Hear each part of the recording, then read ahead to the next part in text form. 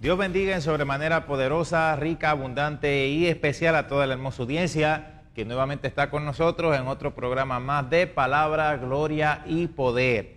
Soy el evangelista Miguel Sánchez Ávila y para nosotros, ¿verdad?, es de un placer, un gozo, un regocijo el que usted nos acompañe en otro programa y precisamente hoy bajo el título Amós, el fin a las puertas. Vamos a estar hablando un poco en nuestro programa y vamos a estar haciendo mención sobre este profeta que nos habla, ¿verdad?, en la palabra del Señor, mencionando un poco, ¿verdad?, lo que fue el cuadro histórico y el mensaje que él venía a traer en su tiempo, el cual pues puede ser adaptado a través de la palabra del Señor a lo que pues nosotros estamos viviendo hoy.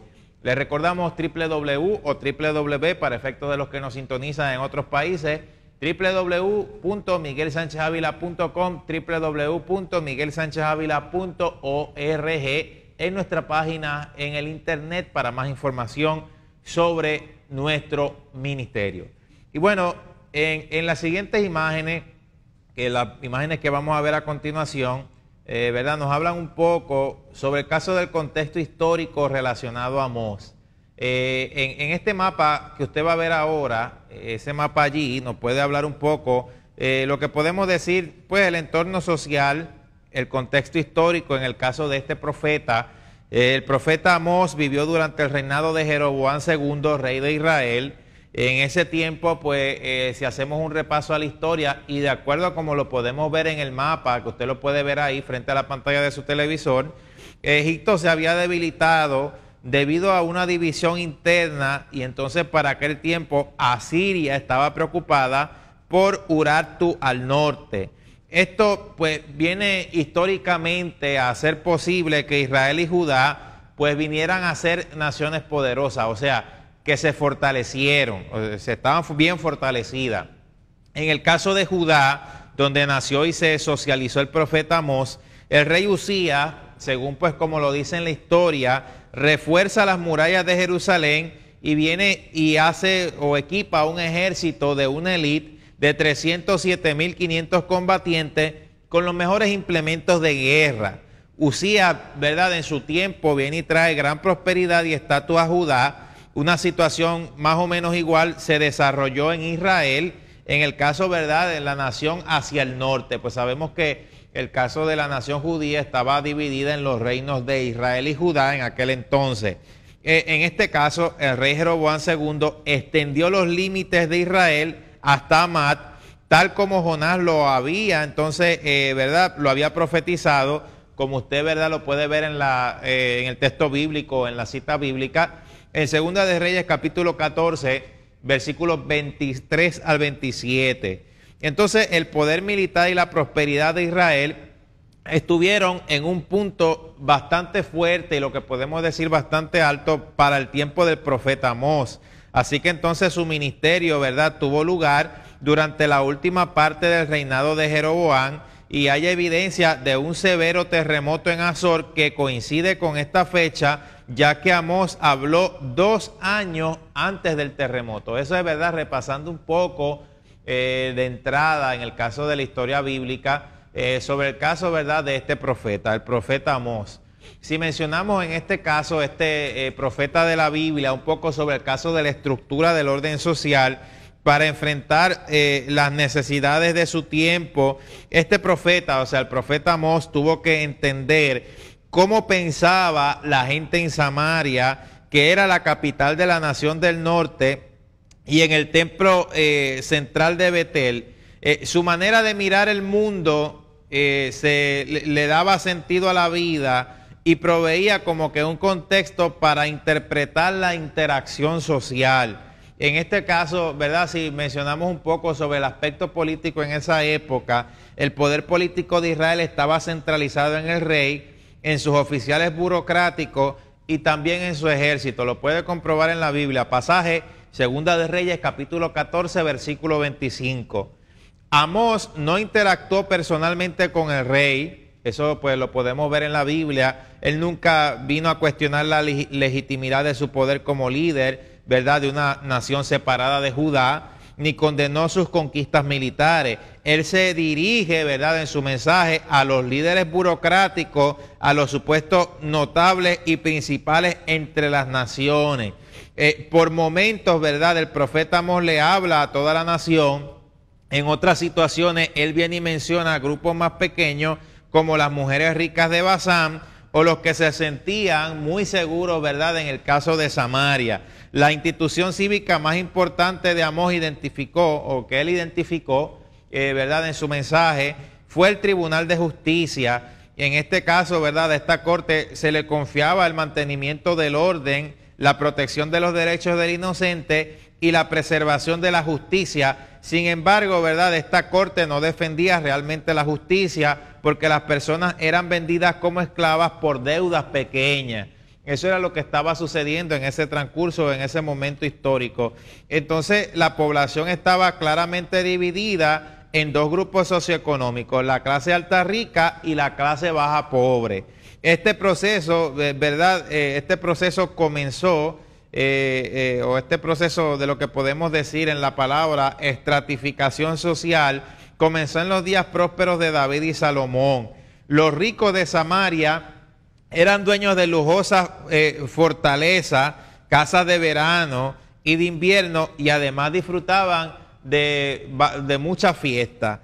O sea, lo que podemos decir, unas fiestas opulentas. Algunas familias eran dominadas por mujeres poderosas, otras familias eran controladas por mercaderes inescrupulosos, y los sermones de Amós, interactuando con las ideologías de estos grupos, vienen en este caso, ¿verdad?, a llegar.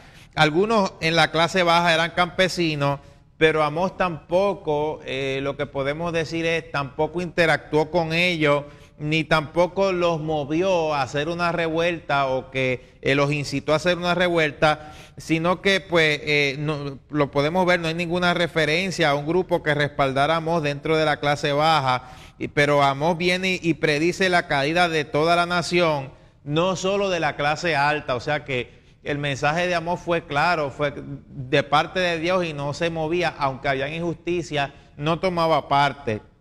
Los ejemplos, ¿verdad?, estatales de Betel y en Dan, en los lugares altos en Gilgal y en Berseba, le daban identidad espiritual a la nación. Amasías, que era el sumo sacerdote, ¿verdad?, donde servía bajo la autoridad de Jeroboam II, era pues el que estaba en aquel momento presidiendo. Su habilidad para impedir que Amós le hablara a la gente que adoraba en el templo, viene como que a sugerir que Amasías, ese sumo sacerdote que existía, que estaba a cargo en aquel tiempo, podía controlar la perspectiva cultural, ¿verdad?, ligada a las funciones del templo, y eso pues es lo que nos viene dando una idea a medida de que se estudia el libro de Amós. Se celebraban los sacrificios y se cantaban los cánticos tradicionales, pero la adoración incluía el reconocimiento de otros dioses. Eso es lo que sucedía en Israel en su tiempo. Había mucha mezcla espiritual. Si ponemos la ubicación social y el rol de este profeta, que Dios lo llama, ¿verdad?, Amós aprende acerca de un mundo socialmente ordenado del lenguaje, de los objetos y de las instituciones, a través de su familia ¿verdad?, a través de su familia y de su entorno, muy diferente a los centros urbanos de Samaria y Betel. Pues él adquiere su aprendizaje y él pues aprende el hebreo de Judá. Él internaliza el significado de las palabras como justicia, entiende el rol de lo que es ser juez, lee las tradiciones de la nación en la ley, leyó las tradiciones de la nación en la ley, y llegó, ¿verdad?, en este caso, lo que podemos decir, a creer en Dios, hablando un poco, ¿verdad?, en el caso de su historia. Parte de la visión de este profeta tenía, de la visión que él tenía, era la vida, ¿verdad?, condicionada por su ubicación geográfica en Tecoa, una pequeña villa en el campo que estaba alrededor, más o menos de 10 millas al sur de Jerusalén. Aunque era una zona rural, era posible ir caminando, ¿verdad?, al templo y a la corte real. Tecoa era uno de los campamentos militares fortificados en la frontera sudeste de Judá. Dado que en Tecoa vivían soldados, era probable, ¿verdad?, que hubieran escuelas disponibles. la interacción social de Amós con los soldados, le provee de conocimiento sobre los asuntos militares de otras naciones y lo introduce a lo que podemos decir al oráculo de guerra que él imita, ¿verdad? En este caso en Amós. Tecoa estaba situada en el límite entre las colinas de la postura hacia el oeste y el yermo seco y montañoso hacia el este. En este caso, pues, esta persona, este profeta que Dios llama, el caso de Amós, él era pastor, trabajaba con ovejas y cultivaba higuera, posiblemente, ¿verdad?, una plantación que estaba cerca del Mar Muerto. Y en este caso, ¿verdad?, en su libro, las metáforas e ilustraciones que vemos allí, o que vemos que dicen en Amós, señalan a una persona que entendía la vida rural y había sido moldeado por ese ambiente social. Sin embargo, Amós no era un campesino que podemos decir un campesino ignorante, porque pues sus mensajes muestran familiaridad con las tradiciones del pacto, de los himnos, de la ley y de la sabiduría. En este caso, ¿verdad? La ocupación de este profeta está definida por la extraña palabra que se usa para pastor. En ugarítico, esta palabra se refería al que estaba a cargo de los pastores del templo, más que un pastor común que cuidaba ovejas. En este caso, ¿verdad?, la ocupación de Amós de estar a cargo de los pastores fue interrumpida de forma bien abrupta cuando Dios entonces viene y le hace el llamado personal a él como profeta, o muy personal como profeta. Amós se fue de su tierra natal de Judá a comunicar la palabra de Dios a la gente de Israel. Ellos tenían patrones culturales de conducta y creencias teológicas diferentes que estaban en conflicto con lo que Dios le dijo a Amós. O sea que él tuvo que enfrentar eso como profeta. Amasías, el sumo sacerdote que existía en aquel momento, lo que podemos decir, la piedra de tropiezo que existía en ese instante, le dijo a Amós el vidente que se fuera a ganar la vida a Judá. O sea, esto suena, ¿verdad?, como en las palabras de lo que se le dice hoy en día. Mire cómo siempre se repite la misma historia. Siempre que sale un profeta, y estamos hablando de los verdaderos profetas, no de los que se inventan cuentos por ahí, pues siempre que sale alguien que dice una palabra de parte de Dios, vienen y le dicen que se gane la vida. Pero es que alguien predique o que alguien venga y hable una palabra de parte de Dios, no quiere decir siempre que sea una persona que no haya estudiado. Es verdad que quizás habrá gente que no han estudiado y que lo usan por interés, pero que estudie o no estudie, Dios llama al que quiera, y eso no da razón para decirle a una persona que se vaya por ahí. O sea, lo que hay en esta situación es un conflicto de intereses de querer seguir en una misma vida como les da la gana y no escuchar a la reprensión ni a la palabra del Señor. Entonces, siempre en la historia bíblica, y lo decimos aquí a través del ejemplo de Amós, siempre a través de la historia bíblica y en nuestro tiempo actual, las piedras de tropiezo van a existir. Es verdad que el fin de las piedras de tropiezo va a ser malo, pero a través de las piedras de tropiezo va a estar su prueba de fe de creerle a Dios y de hacer lo que Él le diga que usted haga. Entonces, en esta imagen, más o menos así, ¿verdad?, en estas ilustraciones que estamos viendo, nos habla sobre la vida de este profeta y lo que enfrenta, ¿verdad?, en su tiempo. En este caso, ¿verdad?, Amós no estaba ocupando el rol de un profeta culto profesional, o sea, de un vidente que se ganaba la vida profetizando. Él se ganaba también la vida cuidando ovejas. Otros han sostenido que Amós dijo: no soy un profeta, el discípulo de un profeta. Amós provee, ¿verdad?, en este caso, una legitimación social para su función de mensajero de Dios al señalar su llamado. Él creía que Dios le había ordenado profetizar a Israel, y las fórmulas proféticas al comienzo y al final de muchos, lo que podemos decir oráculos, muestran que él cumplió ese rol. Entonces, aparentemente, Amasías, el sumo sacerdote, esperaba que Amós solo pronunciara mensajes positivos para sostener las prácticas institucionales y las figuras de autoridad existentes en Israel. O sea, el sumo sacerdote que estaba en aquel momento solo quería que él hablara lo que a él le gustara, o sea, que Amós hablara lo que le gustaba. Pero es que si la gente está separada de Dios, no se pueden dar mensajes positivos, hay que dar un mensaje de exhortación. Entonces, como orador, Amós despliega formas creativas de pensar. Él escribió en pares los oráculos contra las naciones, pues sí, las profecías contra las naciones, y colocó de a dos las visiones. Él se basa en formas literarias de la lengua que eran comunes en su entorno, y en este caso pues lo podemos decir como el caso de himno, visión, disputa, lamentación, salvación. Amós interactúa con varias tradiciones teológicas que su audiencia aceptaría como, en este caso, como autorizada, y en este caso, ¿verdad?, legitimizan este tipo de cosmovisión y demuestran cómo su audiencia había, ¿verdad?, entendido mal la instrucción pasada de parte de Dios. Al él desenmascarar públicamente la descontinuidad entre la manera de pensar de la audiencia y esas tradiciones israelitas fidedignas, él pone presión social sobre su audiencia para que ellos resuelvan, ¿verdad? Eso es lo que podemos decir como la disonancia interna entre estos dos mundos. En el caso, ¿verdad? En el libro del profeta Amós, cuando hablamos de este libro, ¿verdad? De estos mensajes que él da, estos sermones de este profeta se pueden hacer en esta división de la siguiente manera, y lo podemos mencionar en tres puntos principales. El primero, juicio sobre las naciones.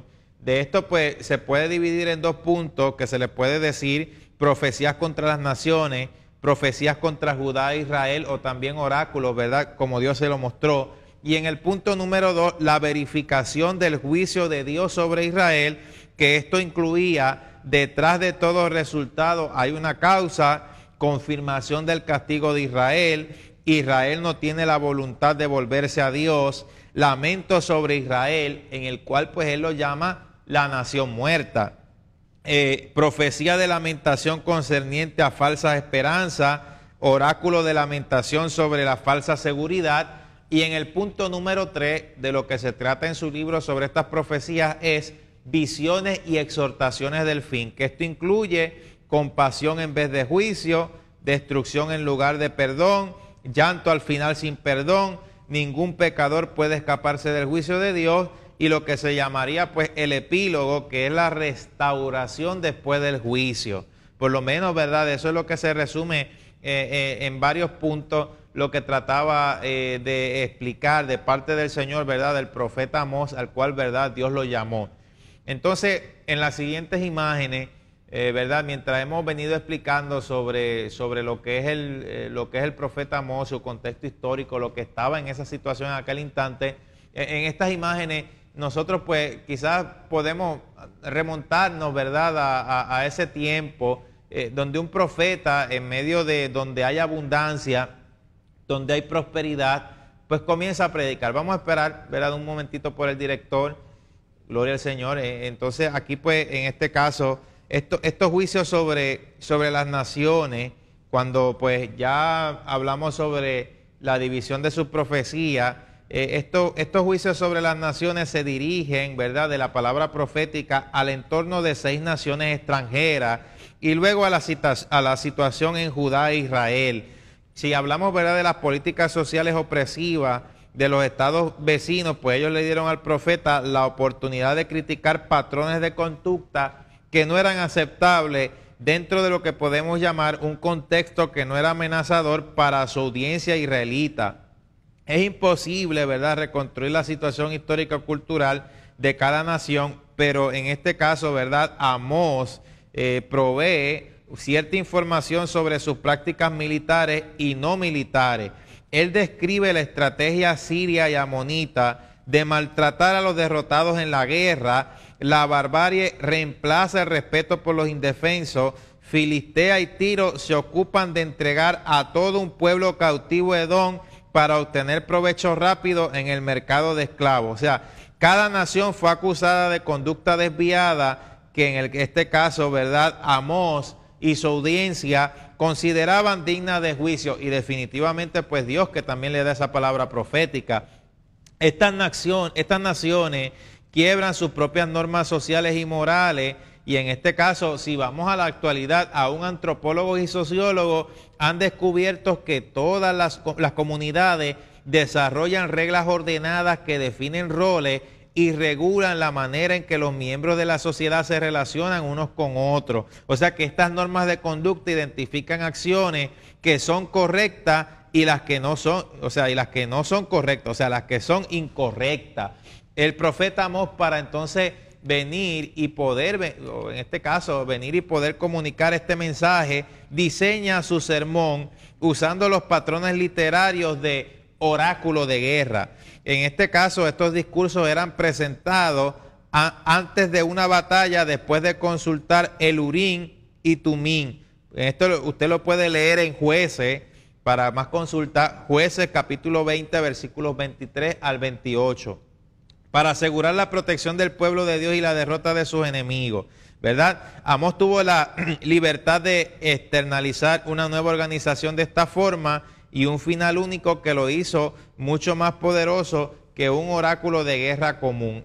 Si resumimos un poquito, ¿verdad?, sobre este rol, o un poco más sobre esto, el sermón de Amós predijo un nuevo entorno social para las naciones extranjeras. En pocas palabras, su fin había llegado, Dios los destruiría, dado que los israelitas aceptaban la aplicación de estos principios teológicos a sus enemigos. Amós pudo usar la lógica de estos conceptos cuando se refirió, ¿verdad?, al caso de la violencia de Israel. En este caso, ¿verdad?, también aquí en este caso sobre la verificación del juicio de Dios sobre Israel, este sermón se enfoca sobre la falta de voluntad de Israel para volverse a Dios. Él remedó el rol social de sacerdote, ¿verdad?, haciendo un llamado sarcástico a la adoración. Con audacia, ¿verdad?, él viene viene a mostrar como transgresión los actos de adoración de Israel, ya que pues se llevaban a cabo rituales institucionalizados que eran vacíos para aumentar su nivel social. La audiencia, ¿verdad?, era la clase alta rica, debido a que Amós lo describió diciendo que ofrecían sacrificios extra y daban sus diezmos cada tercer día. O sea, Dios estaba preocupado por cualidades de interiores, o sea, de lo interior, como la justicia, el amor hacia Dios y la humildad, y no por despliegues públicos de piedad hipócrita. El ritual tenía el propósito de ser un símbolo gráfico para ayudar a sus adoradores a encontrarse con Dios. Si ellos no volvían sus corazones hacia Dios, su adoración se transformaba en burla. O sea que Dios odiaba y no aceptaba la adoración proveniente a una vida sin rectitud o de gente que adoraba a otros dioses. Y a pesar de ser castigado una y otra vez con maldiciones, el pueblo verdaderamente no se volvió a Dios.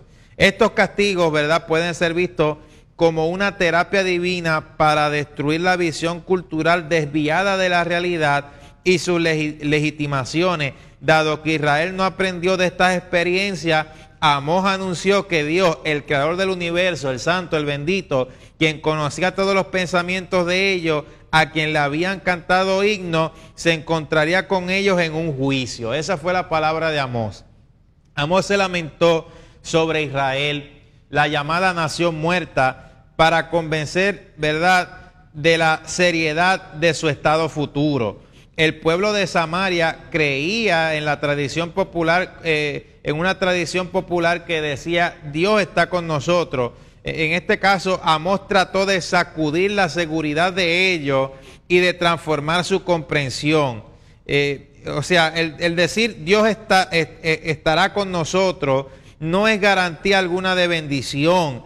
La nación estaba condenada a muerte. Solo el remanente que buscara a Dios y practicara la justicia viviría. Ese, ¿verdad?, fue parte del sermón.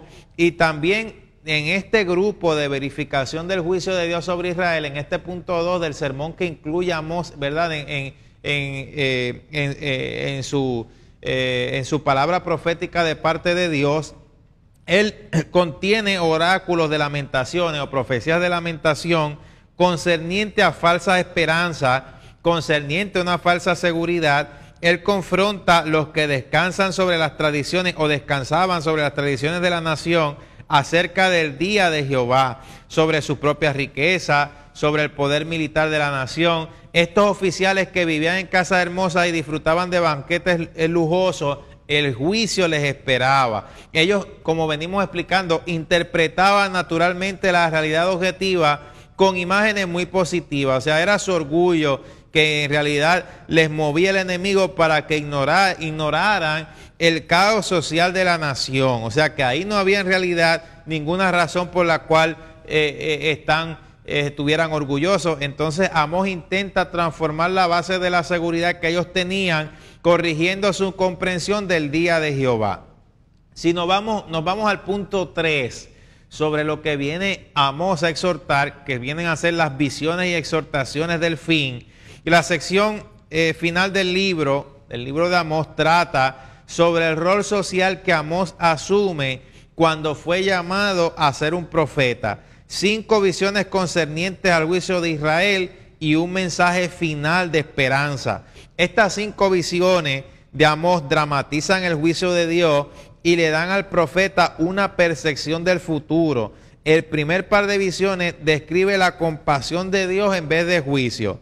Un gran fuego y un enorme enjambre de langosta le dieron a Amós un cuadro gráfico del poder de Dios, y él se llena de compasión e intercede por sus hermanos pecadores. Entonces, en respuesta y de forma sorpresiva y por gracia, Dios detiene el juicio. El segundo par de visiones describe llanto final, ¿verdad? Un llanto final, al final sin perdón, dado que Dios determina no librar más a la nación. Él haría que el rey Jeroboam, el templo y el pueblo de Israel llegaran a su fin. La última visión describe la destrucción del templo y enfatiza que ningún pecador puede escaparse del juicio de Dios. Cada una de estas visiones, ¿verdad?, vienen a ser una legitimación visual de las afirmaciones anteriores que Amós había dado. Entonces se viene, ¿verdad?, a demostrar: Dios crea el mundo y Dios controla el mundo. Justo antes del mensaje positivo al final, Amós presenta una nueva comprensión del éxodo de Israel desde Egipto. Él dijo que Dios no actuaba ni en juicio ni en gracia sobre la base de la experiencia que el pueblo había vivido en el éxodo. Actuaba sobre la base de la respuesta personal hacia él, así como él extendía su gracia a los israelitas y no israelitas. Del mismo modo su juicio caería sobre todos los pecadores, incluidos los israelitas. Ese mensaje terrible. En este caso su libro termina con un epílogo de restauración después del juicio, y aunque la comunicación de Amós fue principalmente negativa, lo que podemos decir, ¿verdad?, el universo simbólico incluía la esperanza de restauración. A pesar de que muchos israelitas querían que viniera el reino de Dios, el sermón final de Amós anuncia que éste llegaría a ser una realidad en algún momento en el futuro, y él viene y anuncia que Dios reconstruiría ¿verdad?, en este caso el reino de David, tal como lo había prometido en el pacto davídico, como en el caso, ¿verdad?, de 2 de Samuel, capítulo 7, versículos 8 al 17, que ahí habla de ese pacto davídico. En ese tiempo, ¿verdad?, en ese tiempo serán benditas todas las naciones de la tierra, como Dios se lo profetizó a Abraham, cuando se sometan al Señor. Entonces, luego Dios restauraría a Israel, derramaría las bendiciones del pacto sobre la tierra y haría que ésta produjera con abundancia. Amós no describió este nuevo entorno en forma completa, pero los profetas posteriores proveen detalles adicionales acerca, ¿verdad?, de este reino. Cualquiera que proclama el fin, que el fin está cerca, ¿verdad?, corre el peligro de ser ignorado, de ser silenciado. Aquel que da una palabra profética de parte del Señor, pues obviamente, si es la palabra de parte de Dios para dar una oportunidad a la gente que está mal para el cambio y a gente que están cómodas y en lujo, aunque sea de la forma que sea que lo adquieran, pues obviamente a la gente no le va a gustar. Hoy en día la gente quiere, entre comillas, igual que en el tiempo de Amós, un mensaje positivo de una realidad ilusoria. La realidad que estamos viviendo hoy en día es que y de todos los tiempos, si lo espiritual está malo, ¿verdad? Y en lo material estoy bueno y estoy cómodo, la realidad es que mi fin se acerca. Y eso era lo que Amós trataba de explicar. Entonces, en esta mediocridad espiritual es que muchos se encuentran hoy en día, y la gente que no quiere oír porque quieren que les adornen los oídos. Hermano, la gente falsa de hoy en día que existen, los que podemos llamar falsos predicadores, no existen porque ellos sencillamente existen de la nada y se automantienen, sino que hay gente que les gusta escuchar las mentiras y los mantienen y los levantan y los suben.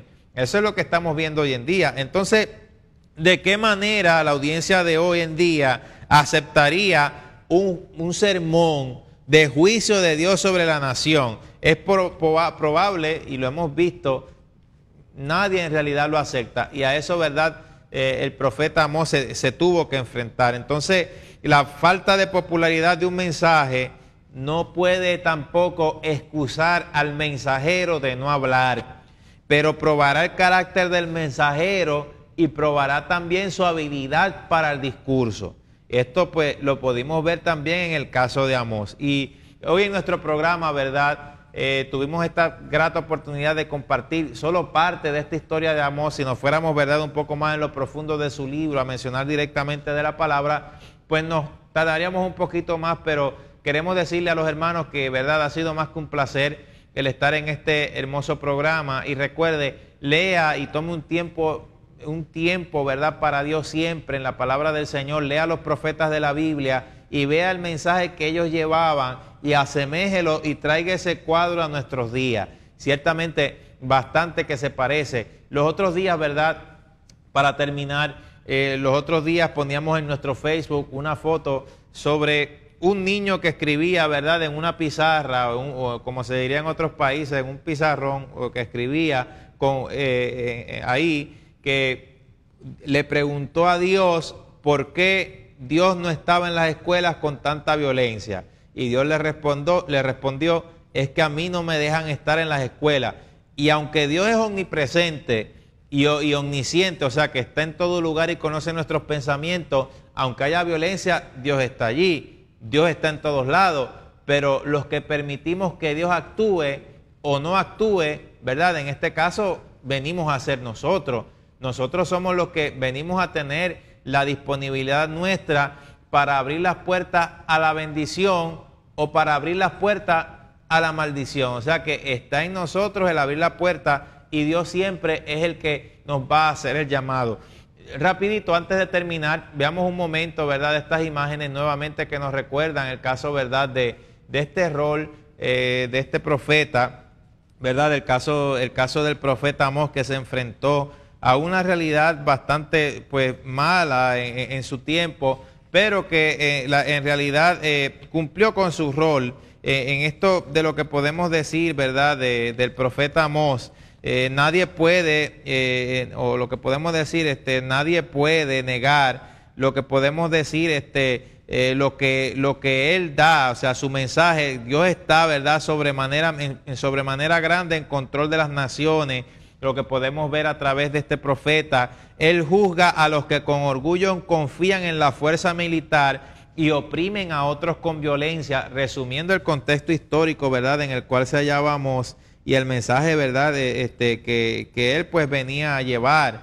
Entonces, en este caso, lo que podemos decir es quién podía defender a los israelitas que se rehusaban a encontrarse con Dios en la adoración, que basaban su fe sobre esperanza falsa y que además de todo esto venían y defraudaban a los pobres. ¿De qué manera una audiencia en el día de hoy aceptaría un sermón sobre el juicio de Dios, sobre nación o sobre nuestra nación por nuestro fracaso? Es probable que no sería realmente, pues, obviamente, popular esta profecía. Se requieren grandes habilidades comunicativas si es que se espera transformar la manera en que la gente piensa y actúa en este caso. Y lo que podemos mencionar de este juicio que, ¿verdad?, Amós habló en su tiempo sobre este caso, en esto vendían, resumiendo el contexto histórico, vendían a los pobres como esclavos por deudas pequeñas pisoteaban a los desvalidos en el polvo y también abusaban sexualmente de su sierva. Estas desviaciones en general eran percibidas como depravación moral, enfermedad mental o ignorancia, pero muchos israelitas las aceptaban en su tiempo. O sea, el pecado se volvió una realidad, o sea, se volvió como parte de la cultura. Estos pecadores no habían internalizado las tradiciones de la nación que les enseñaba a sostener a los pobres con una mano abierta de generosidad, debido a que Dios los había libertado de la esclavitud de Egipto. Israel había olvidado las tradiciones acerca del cuidado de Dios para con ellos en su debilidad en Egipto, como los había conducido por gracia en el desierto y habían derrotado a los amorreos. Entonces, en este caso, lo que podemos decir es que también en este mensaje viene Amós y condena a Judá por rechazar la ley del Señor.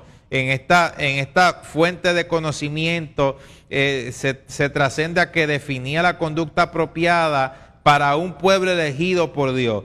En lugar de seguir la tradición dada en la Torá, los líderes decían mentiras y hacían descarriar al pueblo. O sea que lo que podemos ver es que también la corrupción del pueblo se origina en los líderes. Lo mismo fue años después cuando Jesucristo encarnó en forma humana y llegó, y los responsables, ¿verdad?, de toda la carnalidad y la desviación del pueblo fueron los fariseos y los saduceos. Usted no ve nunca en los evangelios que Cristo le habló fuerte a una prostituta, ni aún tampoco a una mujer adúltera, ni tampoco a un publicano lo condenó y lo mandó al infierno. Pero sin embargo, cuando vemos a los líderes religiosos, Dios les dijo sepulcros blanqueados, hipócritas, generación de víbora. Imagínense, le dijo víbora a la mamá.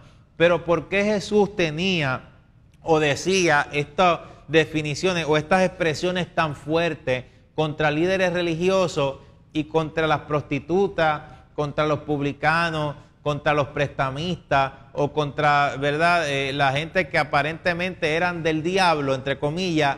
No los decía, porque esa gente estaban así por la actitud de los que supuestamente eran líderes. O sea que cuando un pueblo está descarriado, no miremos tanto a los descarriados, miremos en dónde están los líderes religiosos supuestamente que Dios ha puesto y que, mejor dicho, bueno, que están supuestos a guiar al pueblo a Dios. Entonces vemos siempre lo mismo a lo largo de la historia. Buscan la conveniencia, buscan que se den mensajes positivos, o sea, engañan a la gente con falsa palabrería, y eso lo vimos en el caso de Amós.